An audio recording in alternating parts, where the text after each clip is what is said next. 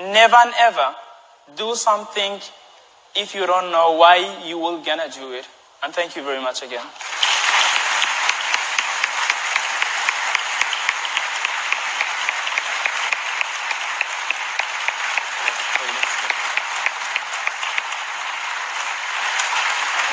Guess what? You have a choice. Something does have to be done, ladies and gentlemen. And that thing is to be brave.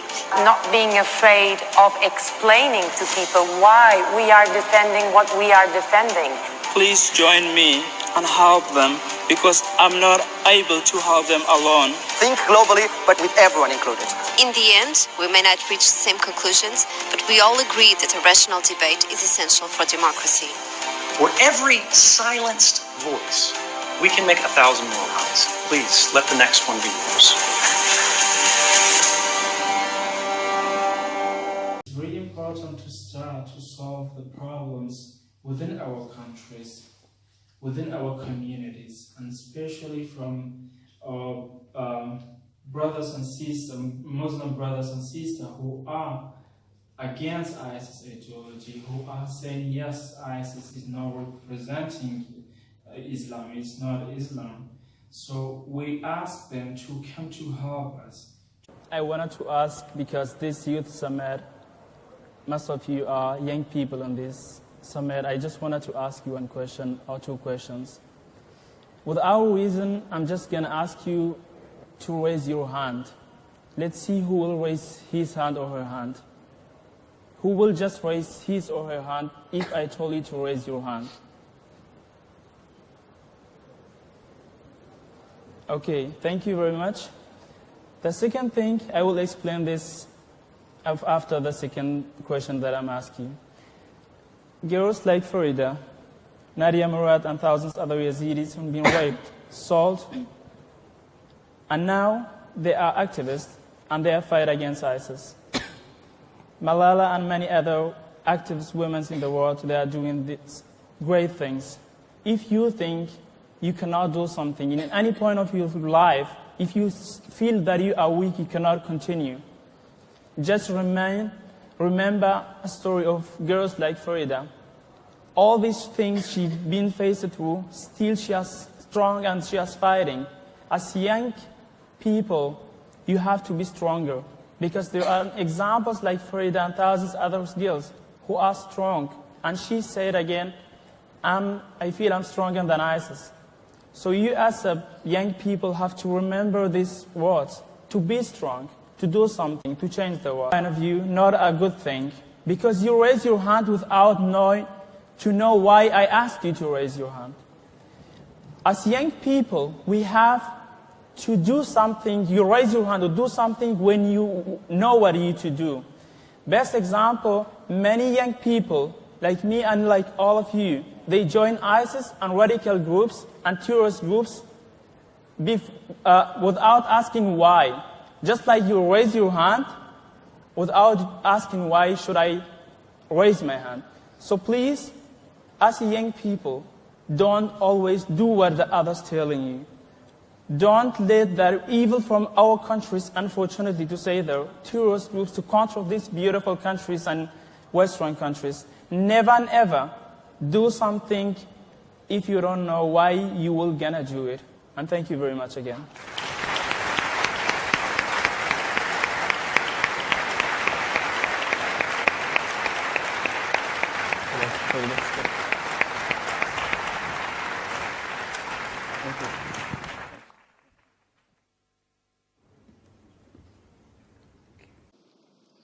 Saeed, you're also an international activist on behalf of the Yazidi people, and in our discussions you revealed to me that though there are bigger communities now growing in Germany, etc., 80% of the Yazidi community are still living in tents in northern Iraq and have been there for nearly 4 years. What do you want to see from the international community?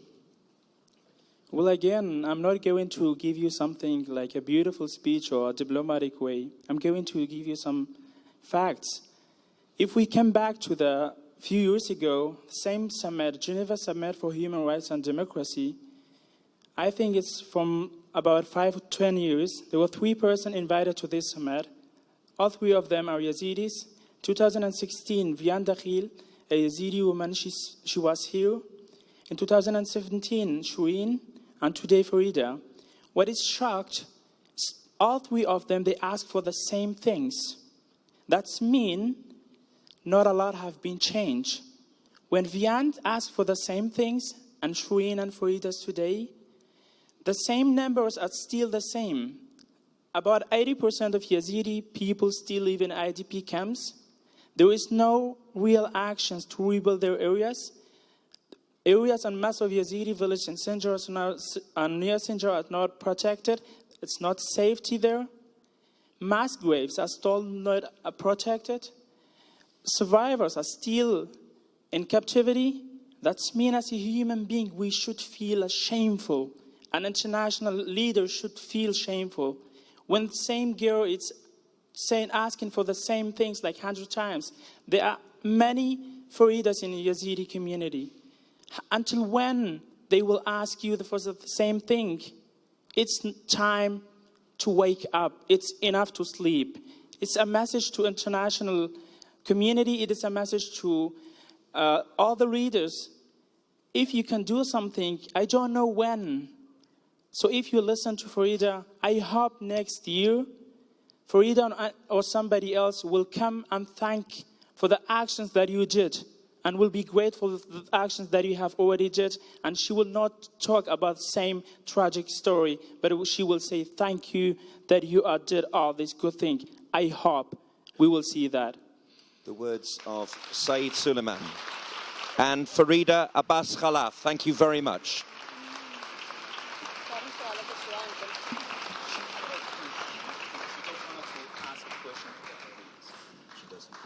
Back over to Terry now. In an uncertain future, an uncertain homeland for a persecuted minority in Iraq. Terry. Very difficult indeed, Helena. Thank you. They have been subjected to unimaginable cruelty. Some 7,000 Iraqi women and girls were abducted, tortured and sexually abused by the so-called Islamic State after the militants overran Iraq's northern Sinjar district 4 years ago.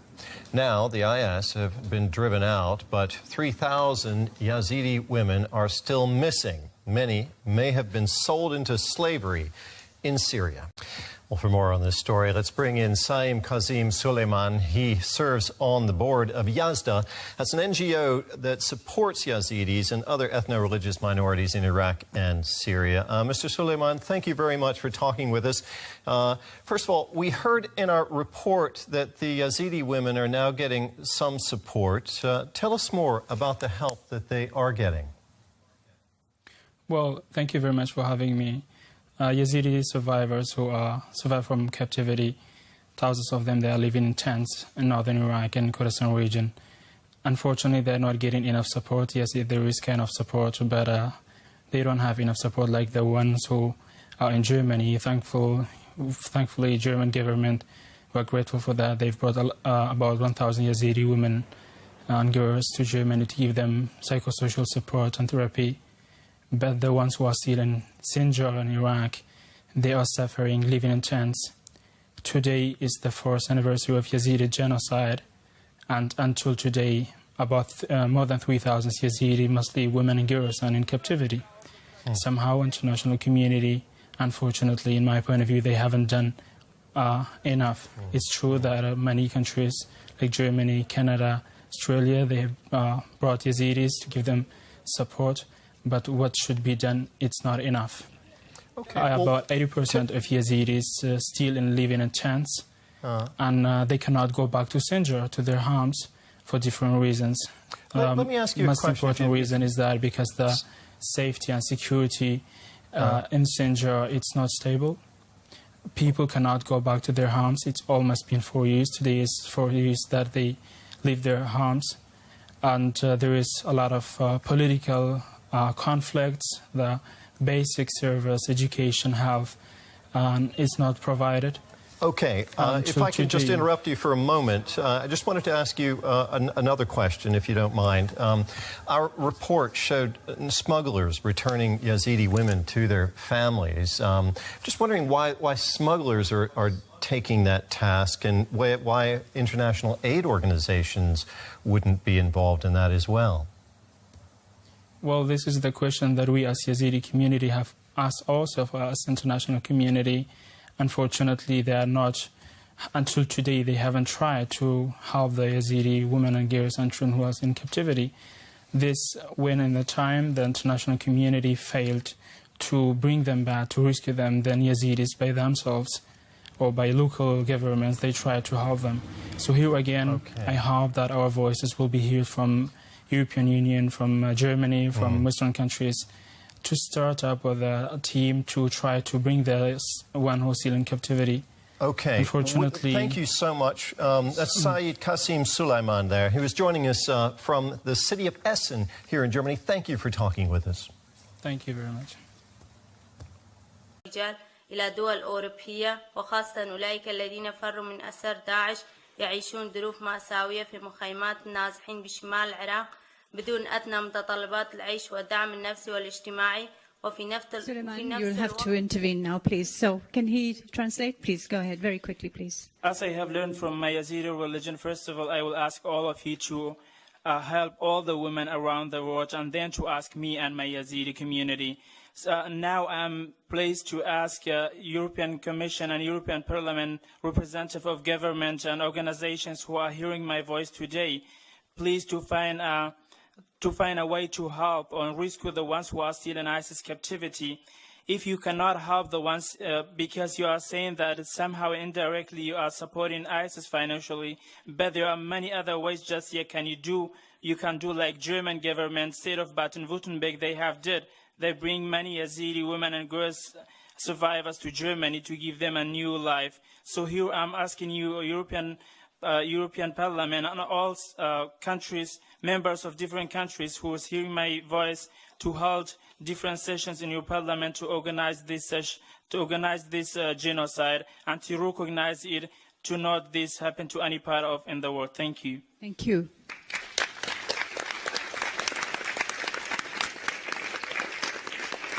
Thank you for bringing, Farida, thank you for bringing your voice here. And my apologies, time is short, but thank you very much for those very powerful messages. The minority group wants their cause back in the international eye and for more action to be taken. We haven't seen real actions from international community to rescue those who are still in ISIS captivity. There are villages and cities being liberated, but they are not able to go home.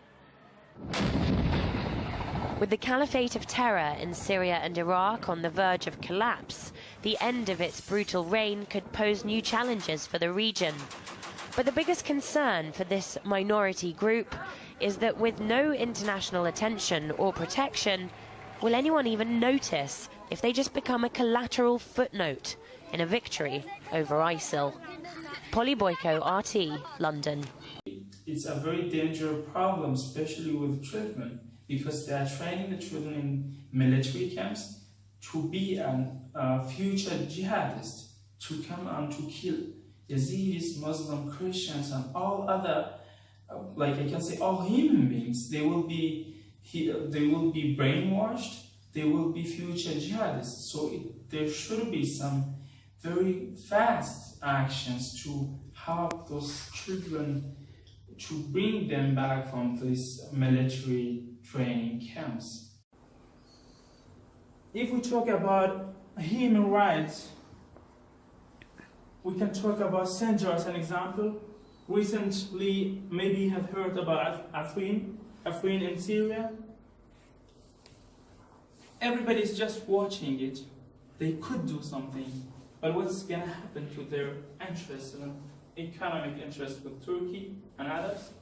Civilians from different religions, different beliefs, Kurds, Alawis, Shia, Yazidis, Christians, are forced to leave their city. Children are killed. So where is human rights? Where is the ones who called for human rights? Well, where is the ones who signed a lot of agreements of human rights? But again, unfortunately, this is the reality. Maybe you see in a different... Let's say if that was not with the political parties or with the country's interests, economic and political interests. For example, I'm going to talk about peace. Iraq, Syria, and most of Middle East countries, there is no peace. But the countries who, for example, they have signed the Universal Declaration of Human Rights, the European Convention of Human Rights, and many others agreements, they only watch them. So it's when they don't have a interest, unfortunately, in my point of view, I'm gonna not lie and give you a diplomatic speech. I'm gonna give you some facts because we've been victims. Farida's village was surrounded by ISIS militants for 2 weeks. All the world, now is technology time, everybody was talking about, no one have tried to help them. If they wanted, they could help, but they haven't. This fight against Islamic State, one of the most brutal terrorist organizations. Here again, on behalf of all people gathering here, I'm asking the government, I'm asking the ones who heard our voice to try to support the ones who are still in captivity and bring them back.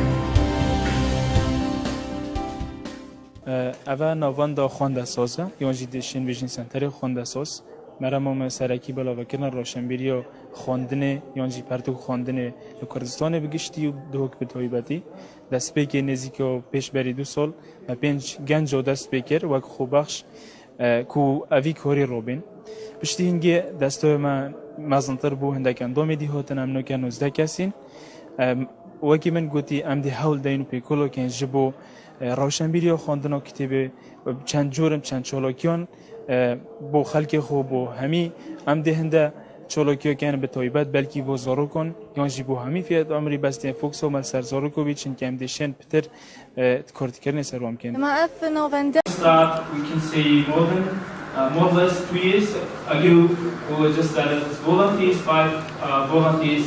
We just started. The main idea of doing this center is that the culture of reading books, because unfortunately in our culture, a lot of young people here, others also, they are not reading books.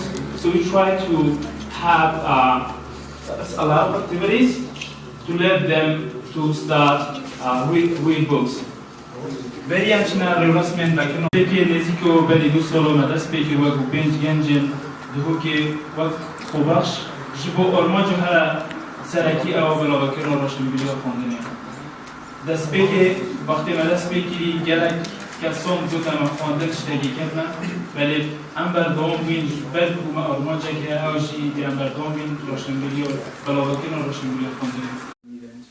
It's a pleasure to be here with you. Here I'm not representing a specific group or organization, but I'm representing thousands of Yazidi voices who are still either IDPs or refugees living in camps and tents in different countries. It's about, in a few days, it will be the 4th anniversary of Yazidi genocide, which will be on 3rd of August 2014. Unfortunately, still, as my colleague Ms. Barry already I'll give you some numbers and statistics. I will not gonna repeat them, but unfortunately, still we are suffering the same thing. About 80% of our community, Yazidi community, is living in tents. Thousands of Yazidi girls are still in ISIS captivity. And somehow, I can say the world haven't done what they have to do.